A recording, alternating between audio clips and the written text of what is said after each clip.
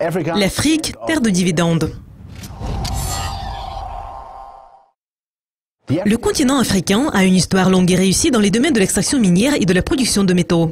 Et ce qui est même plus important, c'est que la production d'or, de platine et de palladium de l'Afrique est une des plus grandes et des plus importantes dans le monde. Dans le contexte des taux d'intérêt zéro et d'une dette publique de 15 milliards de dollars, il est de plus en plus important d'avoir dans nos portefeuilles des actions qui payent des dividendes semestriels et trimestriels pour bénéficier du flux de trésorerie positif généré par les investissements. Des sociétés africaines telles que Sibanye ou Caledonia Mining fournissent des dividendes générés par l'extraction minière et la production des métaux précieux. Et dans le domaine de la production d'énergie, la société Sasol, par exemple, paie régulièrement des dividendes. Sibanye est le plus grand producteur d'or en Afrique. La société a produit près de 1,5 million d'onces d'or en 2016. Elle rachète la société américaine Stillwater Mining et va devenir le troisième plus grand producteur de platine et de palladium.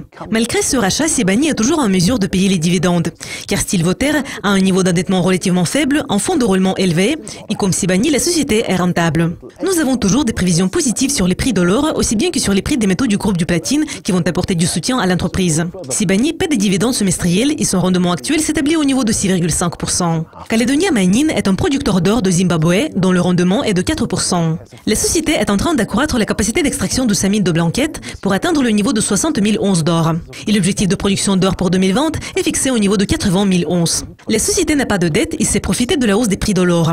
Compte tenu des coûts généraux, nous nous attendons à une augmentation constante des dividendes au cours de l'année, ce qui va contribuer à une hausse des rendements par rapport aux cours actuels.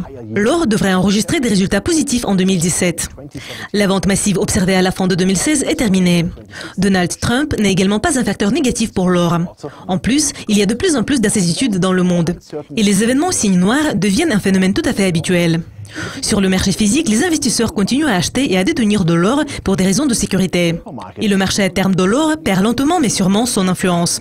Surtout après que certaines banques, telles que Deutsche Bank, ont été reconnues coupables d'avoir manipulé les taux sur le marché. L'enquête n'est pas encore terminée. Donc, l'or et les actions des producteurs d'or sont vraiment indispensables pour les portefeuilles des investisseurs. En ce qui concerne le platine et le palladium, nous avons également des prévisions positives. Pour la demande de palladium, ce sont les fabricants de catalyseurs d'échappement de véhicules automobiles qui représentent le principal facteur de hausse, tandis que la demande du reste de l'industrie a connu une légère baisse. L'offre a été assez stable, mais une autre année de rachat des fonds négociés en bourse a mené à la hausse de l'offre sur le marché. Cependant, cela n'a pas été suffisant pour équilibrer l'offre et la demande. Il y a toujours un déficit de l'offre sur le marché. Nous prévoyons que la hausse des prix va soutenir les investissements. Donc, les stimulations économiques prévues par le programme d'infrastructure de Donald Trump et la croissance de la Chine qui s'établit au niveau de 6% devraient avoir une influence positive sur les prix des métaux. Et le rapport entre les dividendes et les cours boursiers doit atteindre un bon niveau en 2017. C'était Johan Steiger et Swiss Research Capital AG en partenariat avec Ducascopy TV. Au revoir.